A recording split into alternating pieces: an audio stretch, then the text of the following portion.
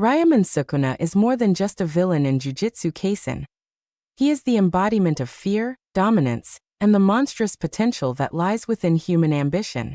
Known as the King of Curses, Sukuna's legend stretches across 1,000 years of death, destruction, and divine terror. But beneath the layers of malevolence lies a complex and fascinating figure whose power, pride, and twisted philosophy reflect both the darkest and most unyielding aspects of the human spirit. Long before modern sorcerers like Gojo Satoru or Yuji Itadori walked the earth, Sukuna ruled the Heian era, a golden age of jujutsu sorcery and war. In this ancient period, humans were plagued by curses born from their fear, hatred, and grief. Amid that chaos, Ryomen Sukuna emerged not as a curse, but as a human, a jujutsu sorcerer so powerful that even death itself could not contain him. Legends describe Sukuna as a two-faced, four-armed demon, but in truth he was once a man. His overwhelming power and thirst for domination made him a threat to all sorcerers and non-sorcerers alike. When the jujutsu clans finally defeated him, his body refused to decay. His immense cursed energy condensed into 20 indestructible fingers, each one carrying a fragment of his soul. Even in death, Sukuna defied the laws of nature, his essence too malicious and powerful to be erased. His upbringing remains shrouded in myth, but the world that birthed him was merciless, one where strength dictated survival and compassion was a weakness. Sukuna's ruthless environment molded him into a god of destruction. He was not the product of evil.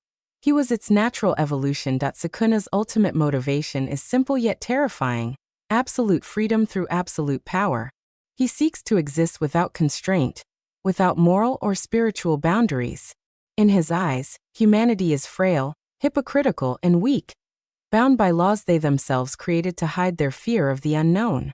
His hunger for dominance is not born from insecurity, but from pure conviction. Sukuna believes he is the natural ruler of all cursed beings and humans alike.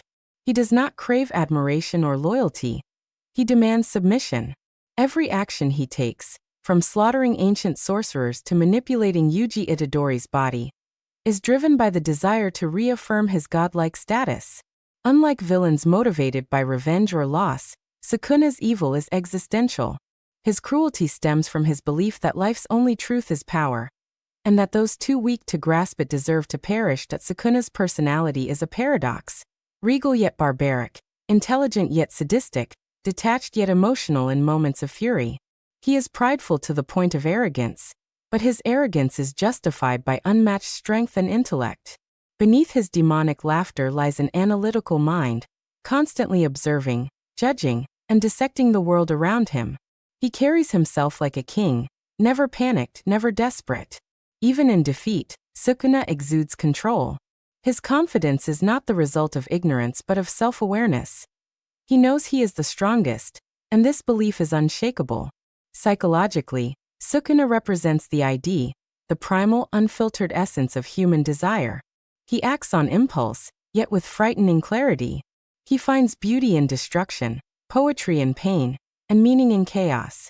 Where heroes see tragedy, Sukuna sees opportunity, a chance to assert dominance and prove the futility of morality. In Jujutsu Kaisen, Sukuna serves as both antagonist and narrative mirror. When his cursed fingers are consumed by Yuji Itadori, Sukuna's soul fuses with Yuji's body, binding the two in an uneasy coexistence. This connection makes Sukuna not just a villain but a reflection of Yuji's struggle with morality, death, and identity. Through Sukuna, the story explores what happens when human compassion is chained to inhuman cruelty. Yuji's desire to save people directly opposes Sukuna's instinct to dominate and destroy. Every time Sukuna manifests, he challenges Yuji's humanity, forcing him and the audience to question what it truly means to be good, in a world defined by suffering. Sukuna's arc also highlights a terrifying truth. Sometimes evil cannot be reasoned with or redeemed.